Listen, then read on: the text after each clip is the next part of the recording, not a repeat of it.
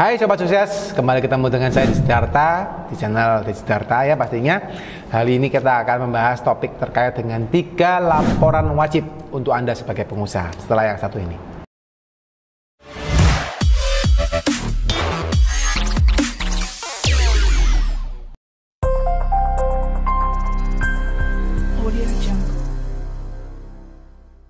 Oke, baik guys, mungkin buat teman-teman yang lagi bingung ya, atau teman-teman mungkin yang lagi ngerasa apa sih laporan yang wajib, kenapa topik ini bahas laporan yang wajib ya. Nah ini guys, memang satu topik ini memang perlu saya sampaikan kepada teman-teman, terutama bagi teman-teman yang sering menanyakan atau DM kepada saya tentang bagaimana sih Pak, laporan apa sih Pak yang perlu saya lihat ya. Karena sebagian besar daripada pengusaha khususnya UMKM guys ya, yang teman-teman perlu tahu, UMKM sekarang di Indonesia itu ada hampir atau lebih daripada 60 juta UMKM ya, dan majority dari mereka itu tidak memiliki namanya laporan. Oke, mereka cuma merasa oke, saya bisa menjual, omset saya bisa menjual, tapi saya nggak tahu ya laporan apa yang perlu saya buat. Oke, nah kali ini saya akan mengajarkan teman-teman laporan apa yang wajib untuk Anda buat sebagai pengusaha ya. Laporan apa yang wajib Anda lihat sebagai pengusaha ya. Nah, yang pertama guys, untuk pengusaha saya boleh sarankan Anda ya, laporan yang paling wajib Anda buat itu adalah laporan namanya laporan laba dan rugi. Oke? Ini laporan laba dan rugi, bukan laporan rugi dan laba ya guys. Saya nggak suka laporan rugi dan laba, hanya laporan laba dan rugi. Oke, meskipun secara harfiah sama sih gitu ya. Bercanda aja ya. Tapi kita prinsipnya dulu positive thinking ya, laba baru rugi. Oke. Nah, apa sih maksudnya laporan laba rugi? Nah ini yang perlu teman-teman perhatikan ketika Anda ngomong, Pak saya mau memiliki laporan laba rugi dan ini wajib. Mengapa sih ini penting? Nah ini yang perlu Anda tahu. Mengapa sih Anda perlu mendapatkan atau perlu membuat atau perlu membaca laporan laba rugi? Oke, nah apa yang perlu Anda ketahui? Ternyata guys, banyak pengusaha yang jarang tahu apakah usaha mereka itu untung atau enggak. Nah, mereka hanya melihat kalau rekening banknya bertambah atau kasnya mereka bertambah daripada bulan lalu dipikir mereka itu untung. Oke? Nah, bisa jadi benar, tapi bisa jadi seringnya salah guys. Ya, karena misalnya Anda mendapatkan uang bertambah, itu sumbernya macam-macam. Ya, kalau seandainya Anda berhutang aja, utang Anda kepada supplier bulan ini nambah, otomatis biasanya bank Anda akan nambah, biasanya ya. Tapi itu juga tidak tentu. Ya, tidak tentu. Oke, nah kembali guys, kalau seandainya Anda itu merasa tidak tahu apakah Anda itu untung atau enggak, bagaimana Anda bisa mengalokasikan uang Anda secara baik ya. Banyak orang pengusaha itu yang mungkin saya kemarin hari sempat sharing juga ya dengan beberapa teman yang ngurusin yang sebagai ini ya, inkubasi UMKM ya, inkubator UMKM.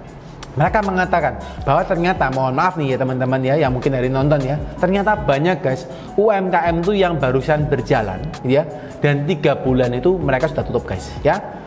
Baru 3 bulan berjalan mereka sudah shutdown, mereka sudah tutup ya. Alhasil apa? Ya mereka tidak bisa berusaha lagi ya. Kenapa? Karena kondisinya mereka tidak tahu apakah perusahaan mereka itu untung atau tidak ya, apakah UMKM mereka itu untung atau tidak. Nah ini yang perlu Anda ketahui. Mengapa penting ya? Karena tadi guys, kalau Anda nggak tahu untung atau enggak, bagaimana Anda bisa mengalokasikan uang Anda ya, itu yang perlu diperhatikan. Nah bagaimana membuat laporan laba rugi, atau apa yang perlu diperhatikan dalam membuat laporan laba rugi? Nah ini yang saya kasih Anda gambaran dulu ya. Anda boleh searching di Google atau Anda boleh cari video saya yang lain terkait bagaimana membuat laporan laba rugi. Tapi hari ini saya akan memberikan Anda konsep apa yang perlu Anda perhatikan dalam pembuatan laporan laba rugi. Oke? Nah yang pertama guys, ketika Anda ngomong laporan laba rugi, pasti ada namanya unsur itu pendapatan ya. Pendapatan adalah omset daripada Anda setiap hari, setiap minggu, ataupun setiap bulan ya. Jadi Anda punya unsur namanya omset atau pendapatan Anda setiap hari, minggu, dan bulan ya. Lalu berikutnya Anda juga harus menampilkan berapa biaya yang Anda miliki setiap hari, minggu, atau bulannya. Dan Anda harus rekap ya. Ada namanya omset, ada namanya biaya. Oke, ya. Nah, omset dikurangi biaya itu akan ketemu Anda untung atau enggak untung. Nah, ini paling gampang, simple thing caranya pertama seperti itu. Nah, pertanyaannya, apa saja Pak yang termasuk biaya? Nah, ini Anda yang perlu perhatikan, apa saja yang termasuk biaya. Nah, kalau misalnya Anda mau biaya, pertama, Anda bisa lihatlah, simple ya. Anda bayar gaji karyawan, seandainya Anda punya karyawan ya, Anda bayar gaji karyawan. Nah, ini namanya biaya guys ya. Yang kedua, misalnya Anda bayar sewa toko, mungkin Anda sewa kantor, itu juga biaya. Anda bayar listrik ya, Anda bayar telepon, pulsa ya, Anda bayar BBM ya, Anda bayar pembelian bahan yang dipakai ya, pembelian bahan yang dipakai, itu juga biaya ya. Intinya ketika Anda mengeluarkan uang untuk beroperasi ya, itu biasanya bisa dianggap sebagai biaya, meskipun belum tentu semuanya boleh Anda akui sebagai biaya. Maksudnya apa? Seperti apa? Misalnya Anda beli barang ya yang Anda jual kembali, misalnya Anda beli 10.000, contoh ya, Anda beli 10.000 ya, 10.000 barang. Waktu Anda jual barangnya di bulan tersebut, itu yang dipakai barangnya cuma 5.000. Oke? Maka yang boleh Anda akui sebagai biaya ya cuma 5.000 ini saja. Yang 5.000 sisanya jangan ya, seperti itu. Misal lagi Anda sewa toko. Anda sewa toko Anda misalnya bayar untuk 3 bulan ke depan ya. Misal saja Anda bayar 1 bulannya 2 juta, 3 bulan Anda bayar 6 juta ya. Ketika Anda bayar 6 juta, itu tidak bisa Anda akuin semuanya sebagai biaya.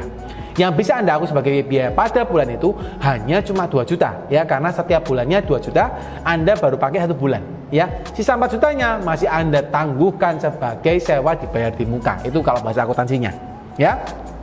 Nah, so guys, kalau misalnya Anda sudah mengetahui, Anda minimal harus tahu dulu bagaimana membuat laporan laba rugi ya. Anda bisa cari tahu, oke, pendapatan dikurangin biaya, ketemunya laba atau rugi ya. Itu yang pertama.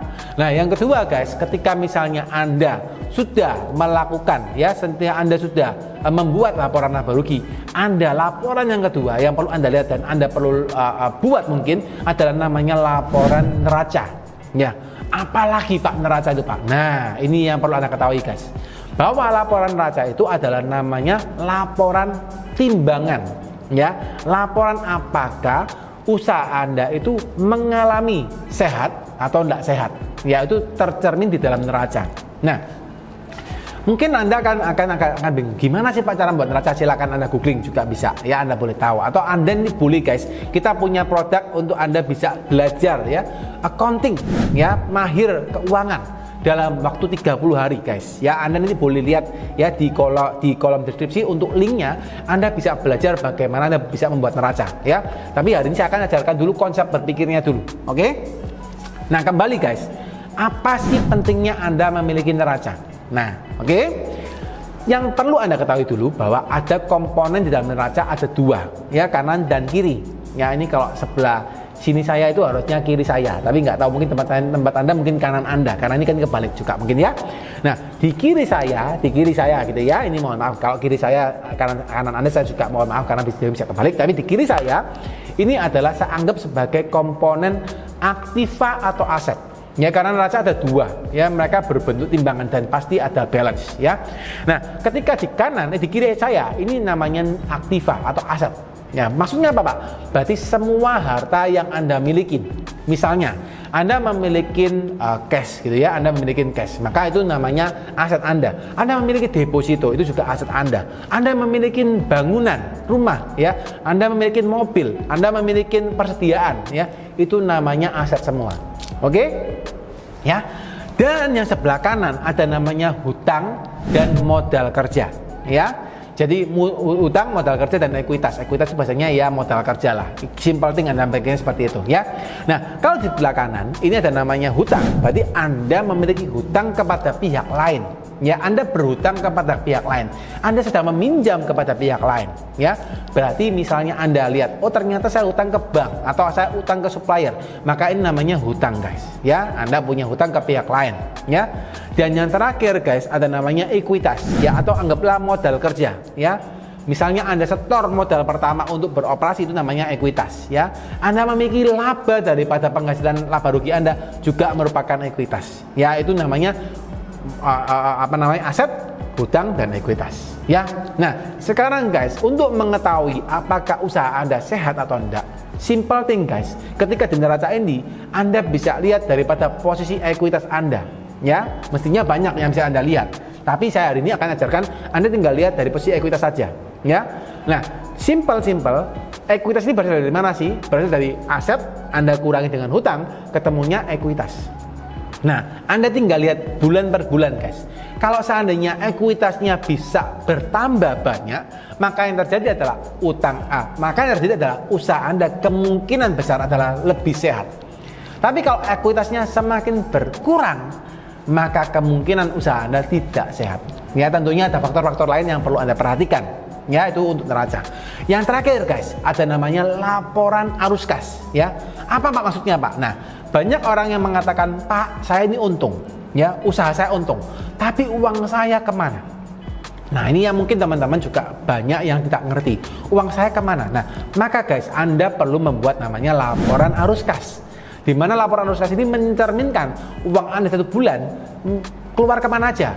Apakah ternyata uang Anda itu digunakan untuk membayar hutang, ya? Ataukah uang Anda digunakan untuk membeli persediaan? Ataukah uang Anda dibayar untuk misalnya untuk membayar keuntungan daripada pemilik usaha? Nah, itu Anda namanya laporan arus kas, ya. Dan 3 laporan ini guys penting sekali untuk Anda bisa pelajarin. Ya, Anda bisa lihat, baru Anda ngerti, oh ternyata usaha saya ini untung atau enggak untung. Ya, kalau enggak untung, apa yang harus dilakukan? Kalau enggak sehat, apa yang harus dilakukan? Tapi kalau Anda tidak mengetahui laporan ini, Anda tidak bisa mempelajari laporan ini, otomatis ketika usaha Anda sedang sakit, usaha Anda sedang rugi, Anda enggak tahu, Anda jalan aja tiba-tiba tutup. Ya, dan sering sekali Anda lihat di sekitar Anda, usaha hari ini buka, besok atau beberapa bulan ke depan atau beberapa tahun ke depan sudah tidak ada guys. Ya, ini yang perlu Anda perhatikan. Ya, kenapa laporan ini penting. Oke, sekian, semoga Anda bisa dapat pencerahan dari laporan ini, ya, dari penjelasan saya. Kalau memang Anda merasa ada yang kurang paham, Anda boleh komen di bawah, ya. Anda boleh komen, nanti akan saya usahakan jawab, ya, secara reply, atau mungkin saya akan buatkan video-video baru untuk menjawab pertanyaan Anda, khusus untuk Anda, ya. Sekian, bagi yang merasa video ini bagus, Anda boleh like, ya, share juga ke teman Anda biar mereka juga dapat mendapatkan informasi tambahan. Dan yang terakhir, kalau yang belum subscribe, yuk di subscribe, ya, biar Anda bisa mendapatkan notifikasi terbaru terkait dengan video-video yang kami buat. Oke, sekian, salam sukses terus, sehat dan bahagia buat teman-teman semua. Bye bye.